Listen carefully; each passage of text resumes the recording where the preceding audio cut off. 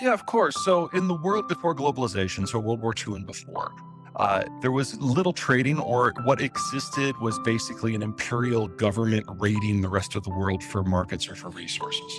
So we had hundreds, really thousands of different separate local economic systems, and you could only source materials from within your own geography. And so if you didn't have oil, you didn't industrialize. If you didn't have food, your population was really low. But globalization made the world safe for everyone. And so any sort of international economic exchange, regardless of what it was, could happen.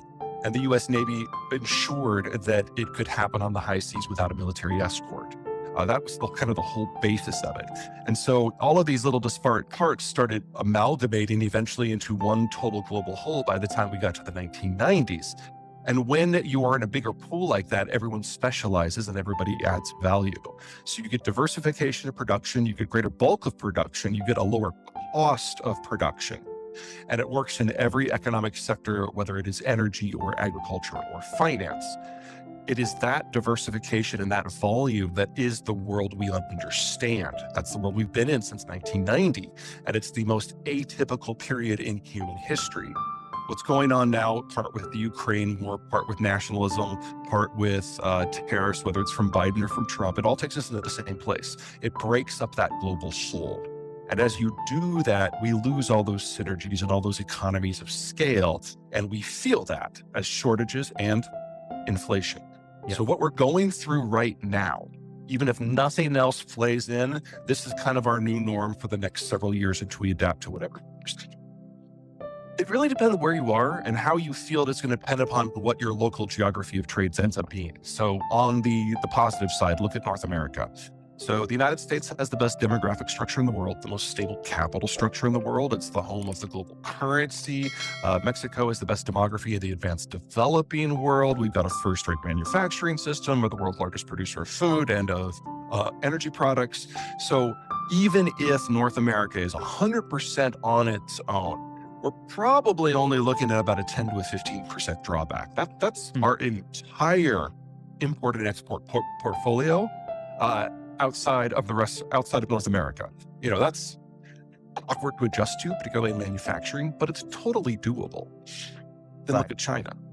85% of the energy comes from somewhere else. 90% of the inputs that go into their agriculture sector come from somewhere else. About half of the raw material inputs that go into their manufactured goods come from somewhere else. The medium and high quality components in that all come from somewhere else. And their export markets is how they employ their population. Yeah. So if you deglobalize the Chinese economy, you're talking about a reversion to pre-industrial standards of living. And that can happen surprisingly quickly, because all of the inputs that are responsible for manufacturing are similar to the ones that are responsible for keeping people alive. So if something happens to agricultural or energy markets, that is the end of the People's Republic of China as a significant power. Well, there's a short-term issue and a longer-term issue. The short-term issue is that in absolute terms, China hasn't risen up that much. Russia was already number two, and the difference between number two and number one were small, and they regularly went back and forth. So there's a bit of a statistical play there. A little bit longer term, the crude that comes from Russia to China is not the normal stuff that you see on international markets. It's all from Eastern Siberia. And the Russians don't know how to operate any of those fields. They're just beyond them technologically. So all of the production that ends up in China is actually dependent upon Shell and Halliburton and the rest, and they have now all left Russia. So we're going to get an interesting real-world experience on how fast the most technically advanced fields in the world can fall offline because of lack of technical skill. Will that be this year? Will that be next year? I don't know. But this is the end of China's ability to get Russian oil, not the beginning. Given that there are a lot of traditional method, I'm not saying it's not painless, but it is the traditional method. It totally can be successful. Whether it can be successful without recession, I think is kind of an obvious question.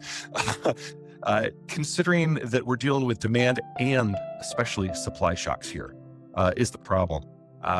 If it was just a demand shock, if this was just us returning from COVID and starting to travel again and going back to a more normal consumption pattern, if it was just that, then interest rates probably are the tool.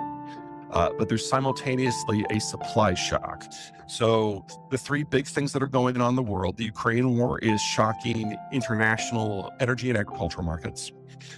Number two, China's falling out of the system. COVID is the proximate cause, but it's only one of many. So manufacturing has to reshore or at least shore somewhere else.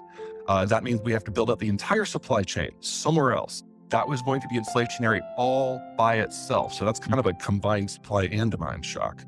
And then third, and by far most importantly, the baby boomers, the largest generation we've ever had, is leaving the workforce.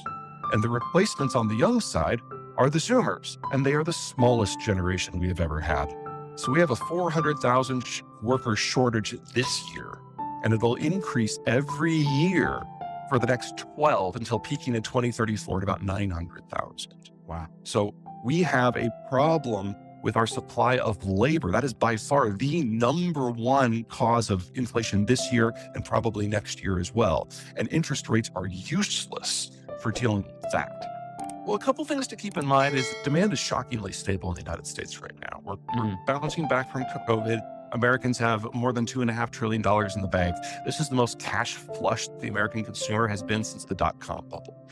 So demand, even in an era of high inflation, is going to continue. Ignore customer confidence surveys. Look at retail sales. Look at what we actually do, not what we're bitching about.